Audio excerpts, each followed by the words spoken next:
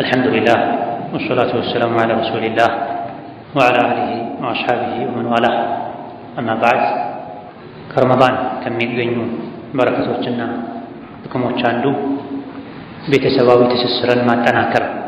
ረመዳን ውጪ አንድ ቤት ውስጥ የሚገኙ የቤት አባላት አባወራው፣ እማወራዋ፣ ልጆች ቁርስ በፈለጉ ሰዓት ተለያይተው ሊበሉ ይችላሉ። ምሳ፣ እራት በተለያየ ሰዓት ሊበሉ ይችላሉ። ረመዳን ላይ ግን ሁሉም ቤት ውስጥ የሚገኙ ሰዎች የረመዳን ስርዓቱ ራሱ አስገድዷቸው ፍጡር አብረው ነው የሚበሉት። ስሁር አብረው በተመሳሳይ ሰዓት ነው የሚበሉት። ሱናውም አብሮ ተሰባስቦ መብላት ነው። ሰሐቦች ለነብዩ ሰለላሁ ዐለይሂ ወሰለም እንበላለን አንጠግብም ሲሏቸው ምናልባት ለየብቻ እየበላችሁ ይሆናል ብለዋቸዋል። ምግብን በረካ ከሚያደርጉ ነገሮች አንዱ የምግብ ማቅረቢያ ዕቃ ላይ እጆች መብዛታቸው ነው ተብሏል። ይህ ረመዳን ላይ የረመዳን ሁኔታው ለዚህ ጋብዞን አስገድዶን ይሳካል። በዚህ ደግሞ መናበብ፣ መተዋወቅ፣ መነጋገር፣ መዋያት ይቻላል። በዘመናችን ካሉ ትልቅ ፈተናዎች አንዱ የወላጅና የልጅ አለመደማመጥና አለመናበብ። አባት ልጁን ቢመክር፣ እናት ልጇን ብትመክር ከወላጆች ከሚሰሙት ይልቅ ከጓደኞቻቸው፣ ከእኩዮቻቸው አልፎ ሁሉ ለአርአያነትና ለመካሪነት ካልበቁ ሰዎች ምክር እየተቀበሉ ከኮምፒውተር ኢንተርኔት ምክር እየተቀበሉ ነው ልጆቻችን እየተበላሹ ያሉ። አላህ ተባረከ ወተዓላ ወላጆችን ልጆቻቸው ላይ ኃላፊዎች አድርጓል፣ ተጠያቂዎች ናቸው። ኩልኩም ራዒን ወኩልኩም መስኡሉን ዐን ረዕየቲሂ ብለዋል ነብዩ ሰለላሁ ዐለይሂ ወሰለም። ሁላችሁም ጠባቂዎች ናቸው፣ እረኞች ናቸው። ስለጠበቃችሁት በጠበቃችሁ ስር ስላለ ነገር በሙሉ ትጠየቃላችሁ ብለዋል። ወንድ ልጅ ቤተሰቡ ላይ ጠባቂ ነው፣ ኃላፊ ነው። በሱ ኃላፊነት ስር ባሉ በልጆቹ በሚስቱ ይጠየቃል። ሴት ልጅም ቤቷ ውስጥ በሚሆነው በሚከናወነው ሁሉ አላህ ዘንድ ትጠየቃለች ብለዋል ነብዩ ሰለላሁ ዐለይሂ ወሰለም ኢላ አኺሪል ሐዲስ። ይህን ኃላፊነት አለመረዳታችን አሁን ላይ ብዙ ዋጋ እያስከፈለ ነው። አላህ ልጅ መስጠቱ ጸጋ የሚሆነው ጸጋ የሚባለው አላህ የሰጠንን ጸጋ ነቅተን ስንጠብቅ ነው፣ ደረጃውን ስናውቅ ነው። አላህ የሰጠ ጸጋ ሜዳ ላይ አይበተንም፣ ሜዳ ላይ አይጣልም። ካልሆነ ኒዕማው ኒቅማ ይሆናል፣ በላ ይሆናል፣ ሙሲባ ይሆናል። ምናልባትም የቅያም ቀን ባልወለድኩ ማህን በሆንኩ ብለው የሚመኙ ሰዎች ይኖራሉ። ልጆቻቸው ካላቸው መጥፎ ባህሪ ዲን ላይ ሀገር ላይ ከሚያደርሱት ጉዳት አንጻር ማለት ነው። ዓመቱን ሙሉ ወላጅ አባትም ይሁን እናት ልጆቻቸውን ሊከታተሉ ይገባቸዋል። ረመዳን ላይ ክትትሉ ሊጠብቅ ይገባዋል። ቢያንስ ፍጡር ሰዓት ላይ ወላጅ ልጆቹ እንዴት እንደጾሙ እንዴት እንደሰገዱ ሊጠይቅ፣ ከፍጡር በኋላ አላህ የሰጠው ልጆቹን ይዞ ወደ መስጅድ ሊሄድ፣ እናትም ፍጡር ሰዓት ላይ ልጆቿን ሰብስባ የፍጡር አሰራር ልታስተምር፣ ፍጡር የተዘጋጀ የምሽት ዚክር ልሰማ ልታስብል፣ በዚህ መልኩ አባትና እናት ሊተካኩ ይገባል። የልጅ ተርቢያ ላይ ትልቁ ኃላፊነት ልጅ ወልዶ ማብላትና ማደለብ ብቻ አይደለም። ትልቁ ኃላፊነት የወለዱትን ልጅ ከአላህ ጋር ማስተዋወቅ፣ ተፈጥሮ እንዳይበላሽ ማድረግ። ሕፃናት ተፈጥሯቸው ንጹህ ነው። የሚበርዟቸው የሚበክሏቸው ወላጆች ናቸው። ነብዩ ሰለላሁ ዐለይሂ ወሰለም ኩሉ መውሉድን ዩውለዱ ዐለል ፊጥራ ፈአበዋሁ ዩሀውዳኒሂ አው ዩነስራኒሂ አው ዩመጅሳኒሂ ብለዋል አልሐዲስ ሶሒህ። ሁሉም ሕፃን ሲወለድ ንጹህ ተፈጥሮ ላይ ነው የሚወለደው። እንደተወለደ ዝም ቢባል ለብቻው ቢያድግ ጌታውን ፈጣሪውን ያውቃል፣ መጥፎን ይርቃል፣ ጥሩን ይከተላል።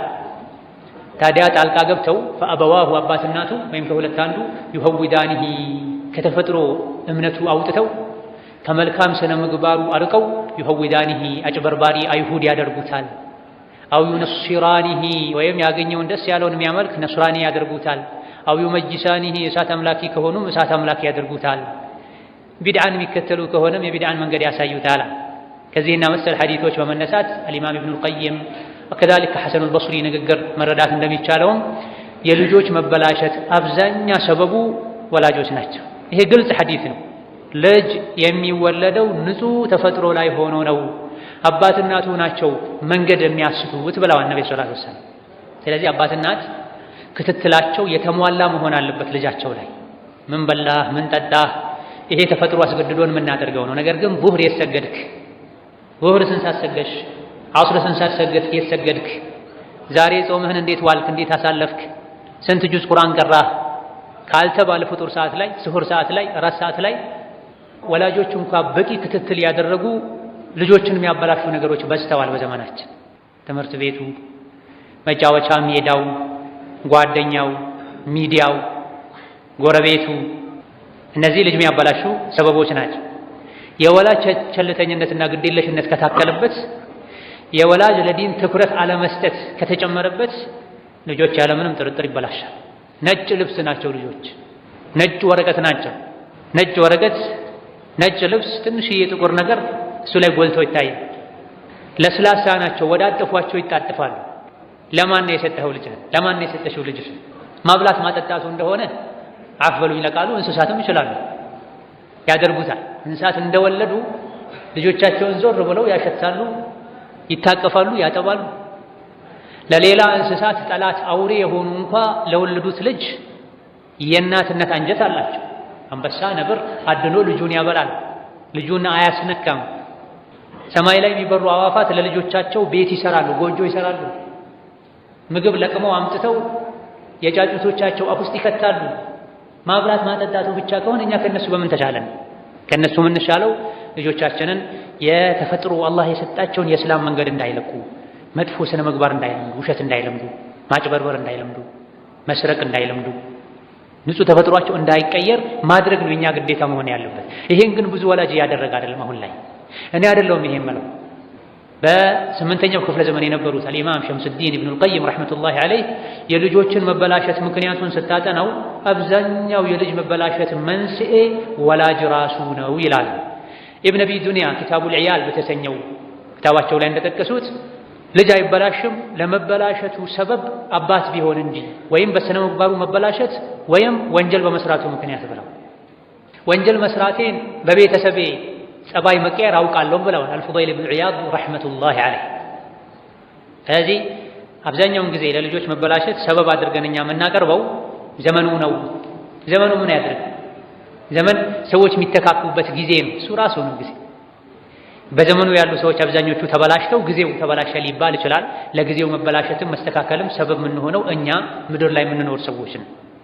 ስለዚህ ረመዳን ላይ ልጆቻችን ጾም እንዲጾሙ እንደምንታገለው እንደምናዘው ሱር እንደምንቀሰቅሰው ሁሉ ውሏቸውን መከታተል አለብን።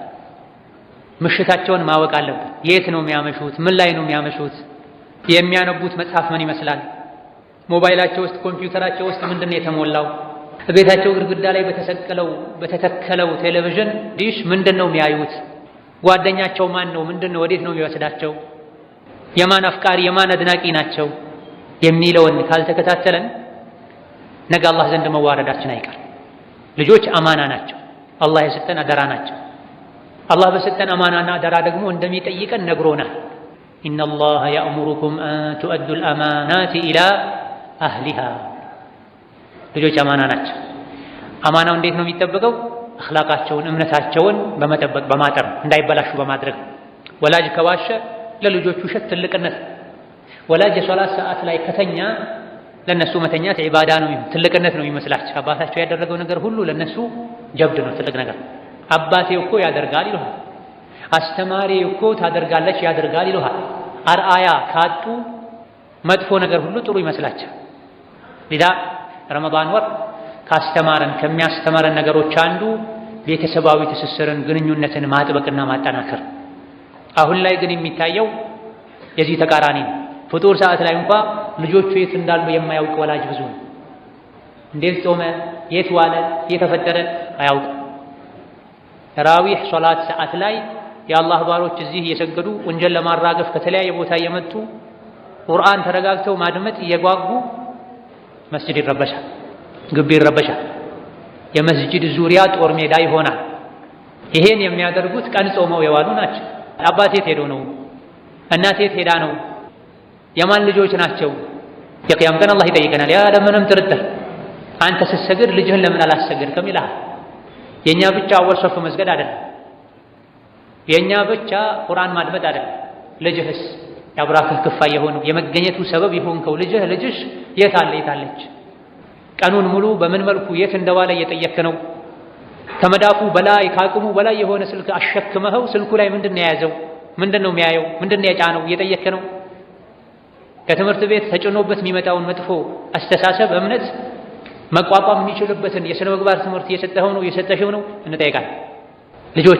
የልጅ ልጆችን አላህ አደረገላችሁ ብሎ አላህ ጸጋውን ዘርዝሯል። ስለ ልጅ ጸጋም ይሁን ስለ ሌሎች አላህ ስለሰጠን ኒዕማዎች እንደሚጠይቀን ደግሞ ነግሮናል። ثم لتسألن يومئذ عن النعيم ብሎ ስለዚህ ወልዶ ሜዳ ላይ ይመጣል።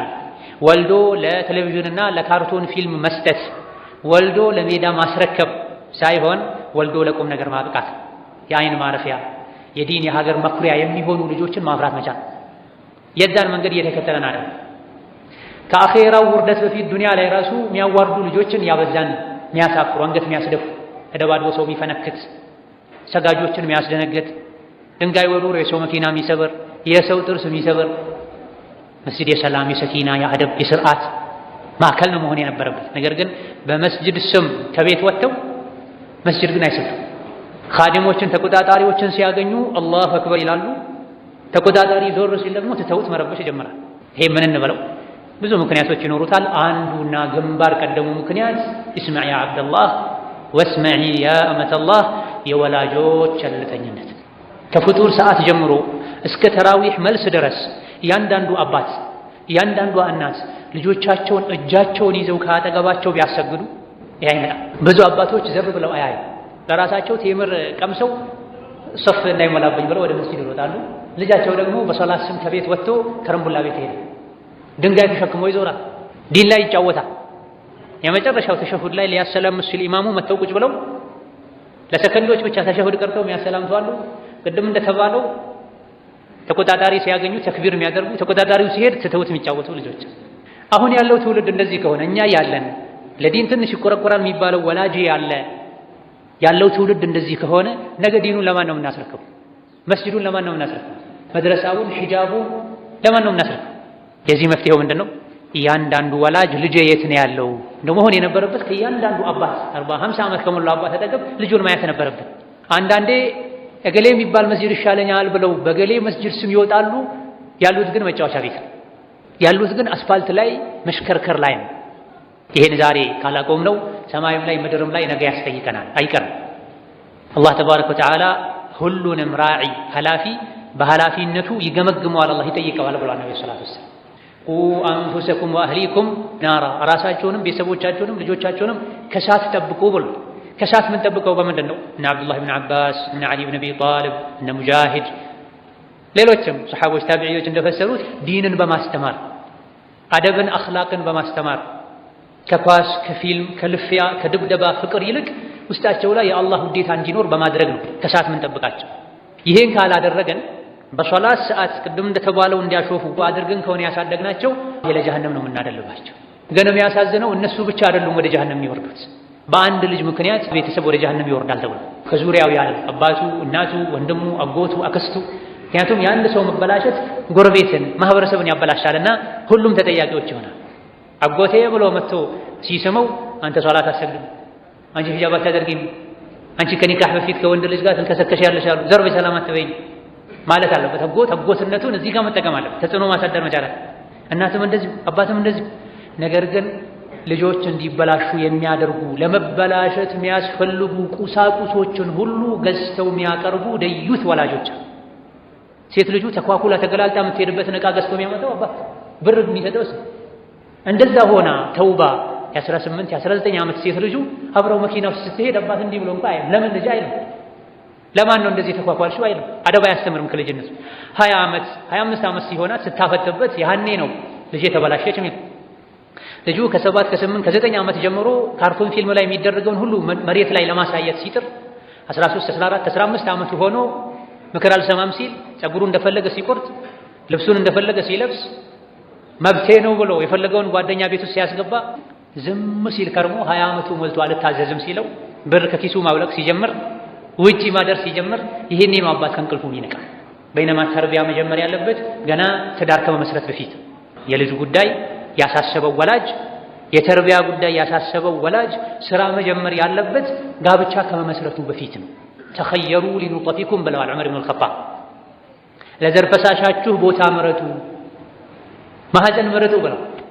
እንዲሁ ማግባት ስለፈለክ ብቻ፣ መልኳ ስላማረህ ብቻ፣ እሷ ካልተጋባን ስላለችህ ብቻ የሆነችን ሴት ያገባህ እንደሆነ ዲን፣ አኽላቅ፣ መልካም አያያዝ ከሌለው ቤት የወጣች ሴት ልጅ የራሷን ጎጆ መስርታ ልጅ ስታፈራ ተመሳሳይ ቤት ነው የምትመራው።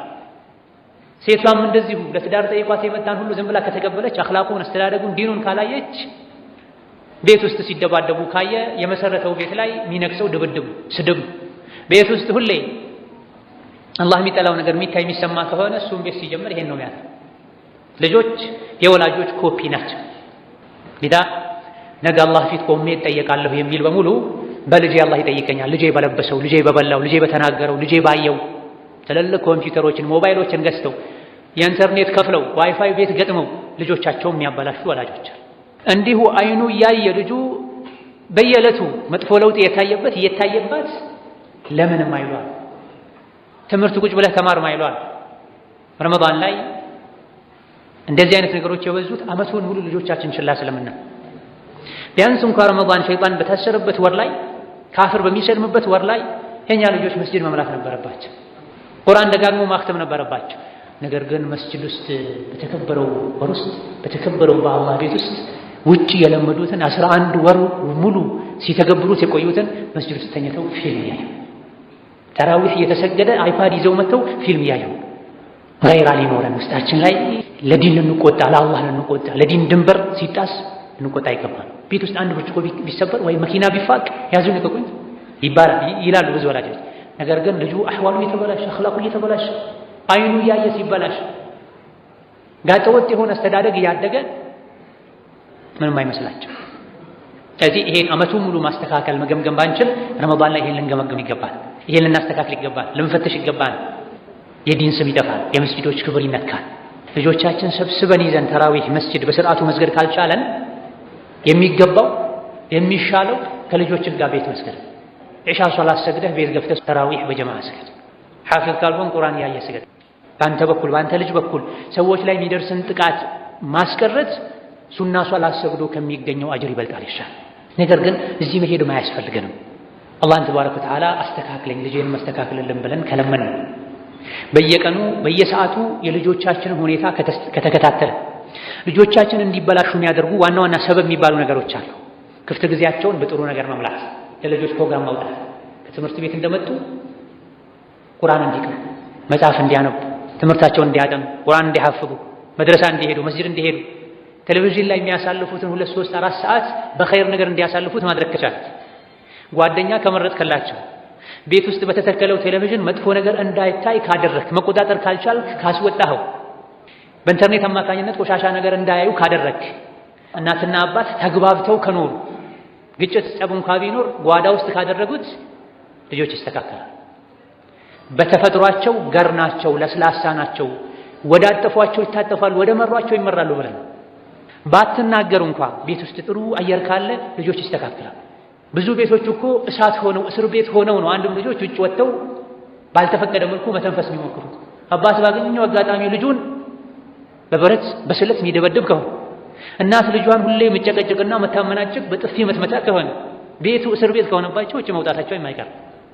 ወላጆች ልጆቻቸውን እያቀረቡ እያማከሩ እየመከሩ ጓደኛ እያደረጉ አይደለም። የብዙ ወላጆች ቋንቋ ዱላ ነው። የብዙ ወላጆች ቋንቋ ጩኸት ነው። ምንም የማያውቅ የ6 የ7 ዓመት ልጅ ሰውነቱ እስኪቆስል ሰንበሪ እስኪወጣበት ድረስ የሚገርፉ አባቶች አሉ። ድብድብ የተርቢያ ብቸኛው መንገድ አይደለም። ሸርጥ አለው፣ መስፈርት አለው፣ የእድሜ ገደብ አለው። መቼ ነው የምትመታው? እንዴት ነው የምትመታው? ምን ያክል ነው የምትመታው? ተቀምጧል። ስለዚህ በአንድ በኩል ልጆች ቤት እስር ቤት እሳት የሆነባቸው ነው። ያን እናስወግድ። በባልና ሚስት መሀል ያለውን አለመግባባት ልጆች ላይ የሚበቀሏል። ሲናደዱ ልጆችን የሚመቱም ይገርፋል። ሰላም ያጣል፣ አእምሯቸው ይነካል። ቤት ሲገቡ እስር ቤት የሚገቡ ይመስላቸዋል። መስጂድ መተው ተረጋግተው እንዳይቀመጡ ያደርጋቸዋል። ውስጡ ሰላም የሌለው ሰው መስጂድ ገብቶ ቁርአን መቅራት አይችልም። ሀገራችን ሙስሊምም ካፈርም ተቀላቅሎ የሚኖርበት ተርቢያ በጣም የሚከብድበት ሀገር ነው።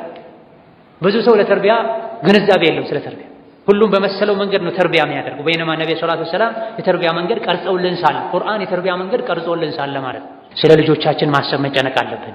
ልጆቻችን ሙሉ ፕሮግራም ልናወጣላቸው ይገባል። ቀኑን እንዴት እንዲያሳልፉ፣ እንዴት ማሳለፍ እንዳለባቸው፣ ምሽቱ እንዴት ማሳለፍ እንዳለባቸው ፕሮግራም አውጥተን ፕሮግራሙን እየገመገመን ዛሬ ስንት ቁርአን ቀራ፣ ስንት ረካ ሰገድክ፣ የት ዋልክ፣ ከትምህርት መልስ ስንት ሰዓት ቤት ገባ መባል አለበት። ለተራዊህ ብለው ሌላ ቦታ እንዳይሄዱ ወላጆች ማድረግ አለባቸው። ተራዊህ ነው፣ ሶላት ምንም እንኳን የተሻለ ቦታ ሄጄ ሰግዳለሁ ቢሉ ጥቂቶች ሊያደርጉ ቢችሉ የሚሄድ ነገር ግን ጥቂት ማይባሉ በሱ አሳበው ወጥተው አስፋልት ሲሽከረከሩ ከፍ ሲልም ከረምቡላና ፑል ቤት ገብተው ሲጫወቱ ነው የሚያመሹት። ይህ መቆም አለበት። መቆም የሚችለው እያንዳንዱ ወላጅ ለልጁ ኃላፊነት ሲወስድ ነው። ልጅህ ጥሩ እንኳ ቢሆን መስጂድ ሞቀኝ ውጭ ልስገድ ብሎ ሊወጣ ይችላል። እሱ በትክክልም ሊሰግድ ሊሆን ይችላል። ነገር ግን ግራ ቀኙ ያሉት የማይሰግዱ ሆነው ረብሸውት የመጥፎ ጎዳና ያሳዩት። መስጂድ ከዚህ መጥራት አለበት። ልጅ እንኳ ባይኖር ይሄ የሙስሊም ወንድሜ ልጅ ነው፣ የእህቴ ልጅ ነው፣ የእሱ ጉዳይ ያሳስበኛል ልንል በዱዓው በሐሳቡ በመመካከሩ ይሄን ለመቅረፍ ጥረት ልናደርግ ይገባናል። አላህ ተባረከ ወተዓላ ቀድሞ ራሳችንን ያስተካክል። اللهم أصلحنا وأصلح نياتنا وزوجاتنا وذرياتنا اللهم أصلحنا وأصلح نياتنا وزوجاتنا وذرياتنا اللهم أصلحنا وأصلح نياتنا وزوجاتنا وذرياتنا ربنا هب لنا من أزواجنا وذرياتنا قرة أعين واجعلنا للمتقين إماما اللهم اهدنا وسددنا وألهمنا رشدنا وقنا شر أنفسنا آمين. والسلام عليكم ورحمة الله وبركاته.